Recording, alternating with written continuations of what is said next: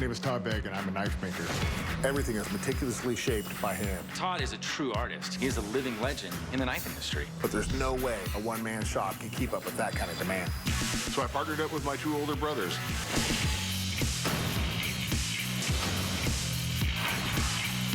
You know, if we don't kill each other first, Mark, this is ruined. What the is this, man?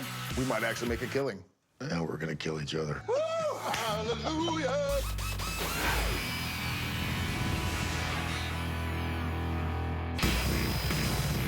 I'm used to building knives by myself in a garage. But here in California, I've got a 3,000 square foot shop and a full-time staff. It is nuts. So the middle blade gets all long ones? Yep. You don't have to do that each time. I tried that, it wasn't working. Just don't do that. Stop, stop. How do we do this? How do we do that? This is broke, that's broke. They don't know yet. Let's carbonize it, check it. Hey, Todd, what program number am I looking for?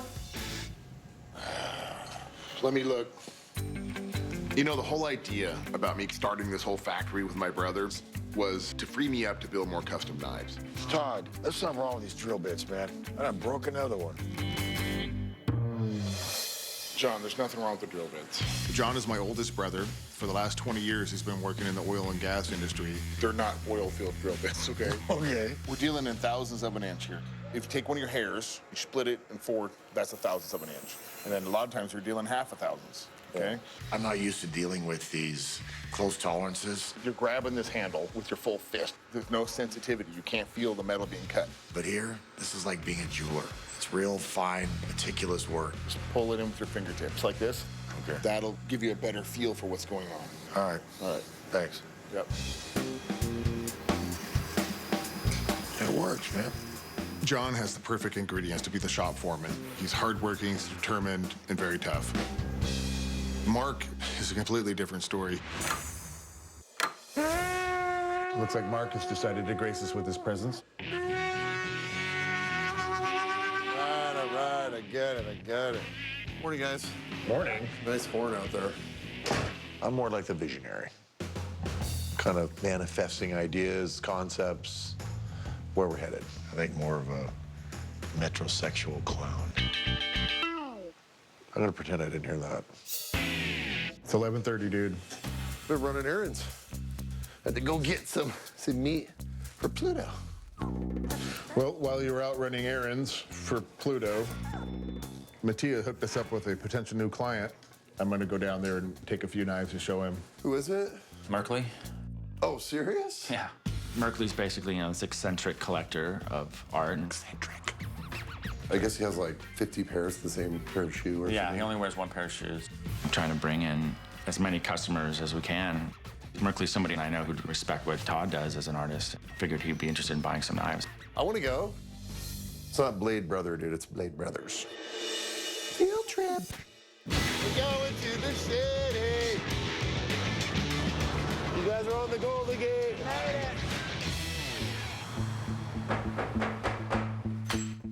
What's up, handsome? I've known Mattia for about 10 years, and he's the one that turned me on to the Begg brothers. Todd. It's a lot more fun to work directly with an artist. I mean, who else is going to have a knife that's as crazy as what Todd can make? You guys are all gigantic. Yeah. 3 very tiny men just walked into my house. So we walk in and we're just surrounded with odd combinations of things. We look up and there's a chandelier made of meat hooks and teddy bear eyeballs, you know. Is all this artwork yours? This place is crazy. My art's been called surrealism or absurdism, kind of bringing dreams to life. You want to check out the goods? Yes, please. Oh, whoa. This is titanium here, stainless steel inlay with carbon fiber inlays into that. That is just a serious piece of artwork. That's about 200 hours work. You certainly feel a lot tougher when you have one of these, don't you? So let me tell you about this video I'm doing. I have this part in a rock video for a little girl. She's wheeling around this old man in a gurney who's dying, and she's trying to save him from death, you know what I mean? She meets up with the Grim Reaper, and I want her to have the biggest, baddest, meanest knife of all time. Well, I've done a series of these just nasty looking meat cleavers. They had big knuckles on them and Oh, yeah. saws on the back.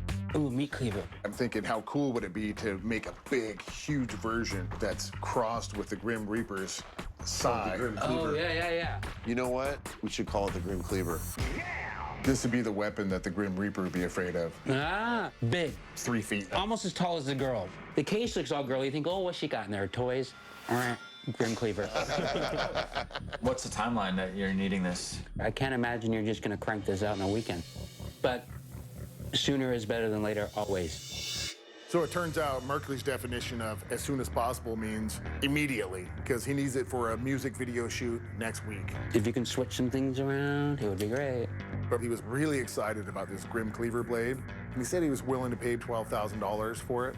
I'm a little backlogged right now, but I'll work on some sketches and see where I can work it in. Excellent. Now, I just have to build the thing in time. Very nice meeting you. Nice to meet you, too. Bye, guys. See you, Merkley. Drive like idiots.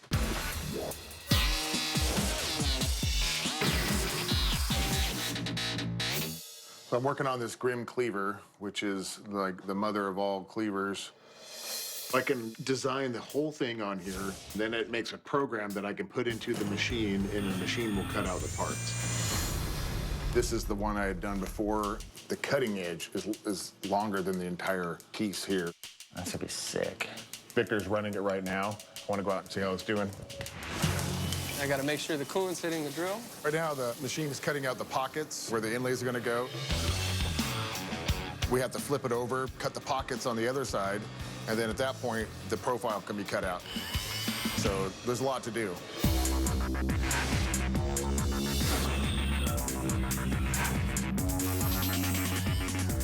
This is still first phase of the Grim Cleaver. Just cut this blade out. Now we're gonna surface grind it here, get this mill scale off it before I throw it in the heat treat oven. This is by far the biggest blade I've ever surface ground on here. The thing that keeps me going and concentrated on this is I think about how expensive it's gonna be if I screw it up and how much time I'm gonna lose. This is a lot like driving in a blizzard where it seems boring and the scenery doesn't change, but you really have to pay attention to what you're doing or else you're gonna go off the road. Victor! With so much going on, I have to use my time as efficiently as I can. I need you to run this. Got any questions on it? Let me know. So I'm gonna have to delegate that to the Rugrats.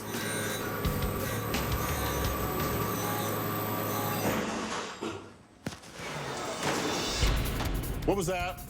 Victor. Get down. If this blade is ruined, it's gonna cost us at least a couple of $1,000s with material and tooling and man hours. That looks pretty bad. I'm gonna have to start from scratch.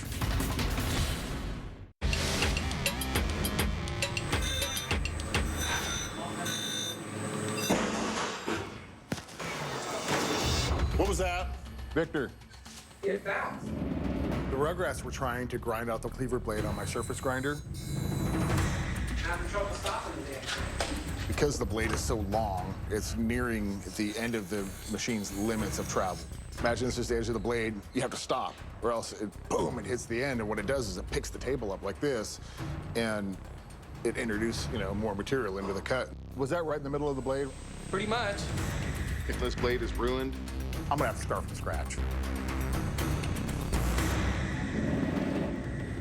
That's actually not that big a deal because all this material is gonna be ground away. Fortunately, the Grim Cleaver blade can be fixed. See how these are 3 different heights? We are gonna have to clean that up. Blow this thing off really good, clean it. Situational awareness, okay? That's all I ask.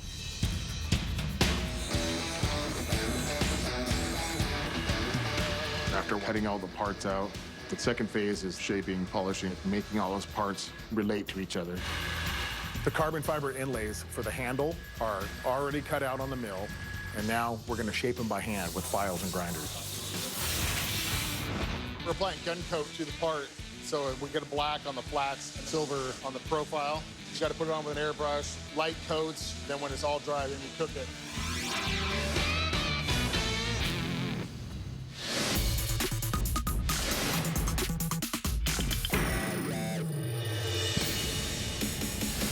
Hey, Todd. Surface ground. So the Rugrats have finished grinding out the cleaver blade. Ream those out 125, ream these out 1875. Okay. Now they have to ream all the holes to size before it goes in the heat treat oven. When you're working with the steel, it's soft, and that allows you to work it, to drill it, mill it, ream it. Once you get it the shape you want, you have to harden it, or else it won't ever cut anything. You have to bring it up to a critical temperature, and then it's quenched between two flat pieces of aluminum. They're really thick. They'll pull the heat out, hardening the steel. Because this thing's so huge, my normal quench plates just won't work.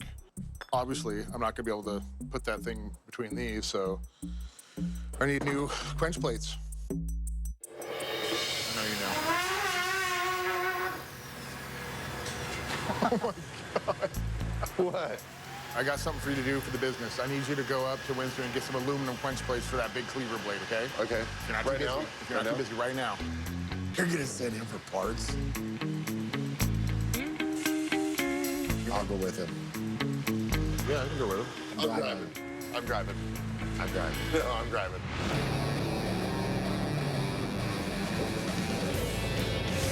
What kind of stop was that? It's not Mark's driving skills that scare me. The attention span. The attention span, yeah, exactly. I'm a multitasker. Yeah. But the problem is he can only focus on one thing at a time. 'Cause I'm a good driver in the Unimog. This is ready. I need to make a foil pouch for it, and it can go in the oven. I'm gonna wrap this in stainless steel foil, and the reason is, at the temperature that this oven's gonna be at, it's gonna do what's called decarburization. When this hot steel touches oxygen, it starts burning away the metal. And I don't want that to happen because we work really hard to make these precise pockets. So I want to protect that metal, so I'm gonna wrap it in this foil, forge the seams of this foil, and then I put a piece of paper in there. When it reaches about 400 degrees, the paper ignites, consumes all the oxygen inside the envelope. So then it's in an oxygen-free environment, so I can get it that hot without it decarburizing. That's it. All right, it's ready to cook. I have to bring this oven up to 1,940 degrees. Once it hits critical temperature, it's gonna soak. The soak time is 35 minutes. If Mark doesn't get back here in time with the aluminum I need, this blade is going to warp and it's gonna be ruined. I'm gonna pull a Yui right here. For what? What are you doing? Get some yogurt, dude. You got a little bit of time. Eating yogurt? For what? Dude, I haven't seen you in 16 years. Let's go catch up a little bit. God's sakes, man. Mark and I had some family issues that we disagreed on. We decided it was best just not to speak about it. Now this is the first time that I've seen him in 16 years. This is organic yogurt. No hormones, dude. I love hormones. Oh, it's sour. How you got the taste for that, I know how you were raised. And I have no idea when you became so highbrow. Highbrow. You used to drink out of a garden hose. Now you drink bottled water. Oh, peanut butter, dude. They got peanut butter, my favorite. The blade has 30 minutes left in this oven. If this blade stays in the oven longer than 35 minutes soak time, it can warp, twist, curl up. Not only is it gonna add a lot of work, it could be ruined. Where are they? Hello. Hey, where are you guys at, man? Where's the yogurt shop? Are they selling aluminum at the yogurt place now? That's a good idea. Mark, you better hurry up, man. I need that aluminum right now. You're breaking up. I'll take you over there. Todd never told me he was putting the cleaver blade in the oven. I just knew I needed to go get some quench plates. Maybe like one more sample? Let's go. Come on.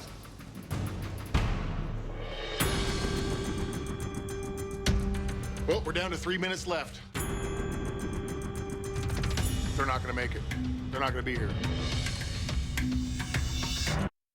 My brother's a workaholic. He's always making a lot of knives at one time. I'm always amazed when he starts sketching something out. He sees things and has a vision when he looks at material. When I was a kid, I was really into nunchucks. I used to practice all the time. That's kind of why I wanted to build these. We're calling these the switch chucks because they're a pair of nunchucks with a switchblade automatic knife in the handles. Here's the blade. This is where the switch is hooked. This is the part that makes it actually work. This is the moment of truth here. I'm gonna see if this thing works. We got a functioning switchblade. He's a classic version of an artist who's crazy. He literally takes raw material and turns it into a Mona Lisa. It's not just a baton with daggers. Open it up, it becomes a dual threat weapon. It's a pair of nunchucks. You've got titanium, steel, carbon fiber, stainless Damascus. That's cool.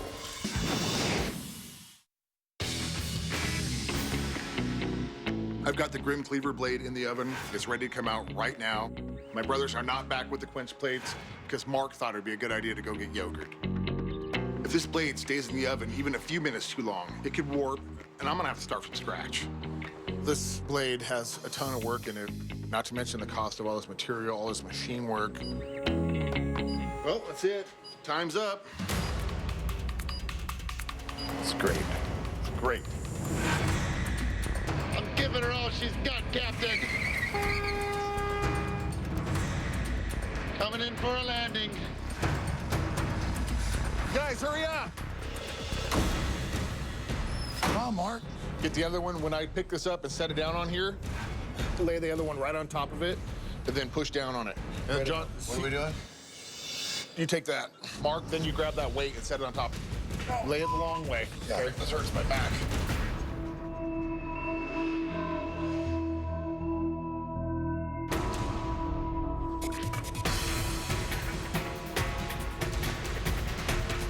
Ready? Yep. Go for it. Put the weight on, Mark. Quick. Do my job. How long does it need to be under there? That's the cool. It's got to be in there about 5-10 minutes. I timed it exactly right. No, it's not exactly right. I kind of expected you, John, to keep him on track. That's right, man. John was loving the yogurt too. I'm sorry, man. This blade could be warped in here, Mark. All right, let's take a look at it.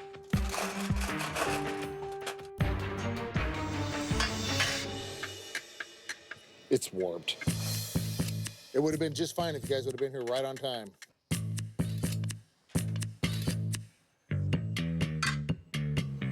It's got a bow and a twist in it. That's gonna be really hard to fix.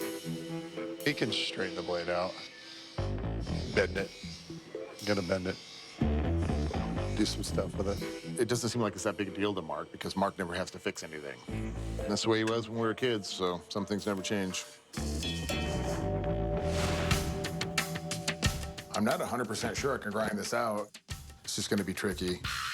I'm taking a thousandth to a half a thousandth of an inch off and feel it and check it and feel it and check it. It's like, okay, that's where I want it. I'd consider myself a craftsman. When I make a knife, I make a promise to myself, I'm gonna build this the absolute highest degree of my current abilities. And I built my reputation on that. It was touch and go there with that warpage, but I got it. I got it out.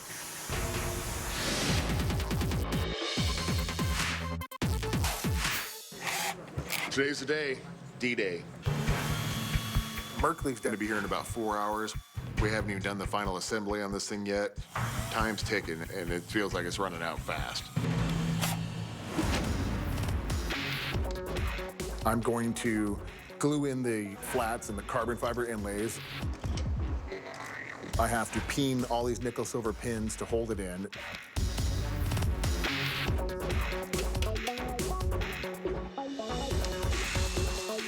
How we doing, man? How close are we?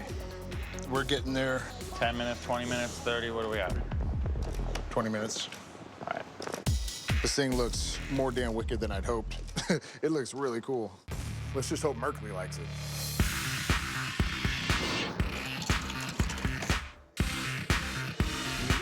What's up, Merkley? I have a feeling you guys have a gigantic knife around here somewhere. I got a little something for you. Check this out. Holy, what the? Just like you ordered, man. I ordered something that was badass. That's like something that's beyond badass. Merkley, you want to do the countdown? I would be happy to. Yes. Come on, John. 3, 2, 1, lunch.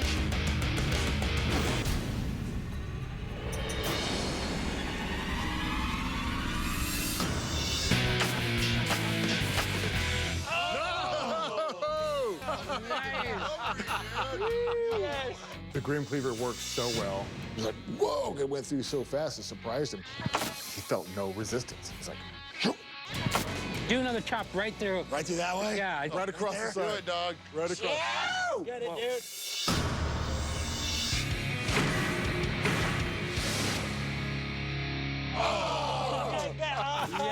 It's like cutting paper, man. Yeah. I mean, if you come across the Grim Reaper and you have the Grim Cleaver, the Grim Reaper's screwed. I think it's only right that you chop off one more ham over there. I want to take a whack at it. All Ready? right. Do you hear that? Yeah. This thing's just sharp. There's no resistance. Pork chops. He delivered. It's great. It's going to work perfectly. Do you take a check? Cashiers. Merkley bought the Grim Cleaver for $12,000. Cha-ching. All right. Dinner. Well, guys, we did it. Pulled it off. It was a lot of work and it was really hard. I know I was wiped out and grumpy, man, but we got it. We did it. You know what? Cheers. Cheers to that. Yep. Man. Cheers, man. Cheers. Awesome, man. Let's get this thing going.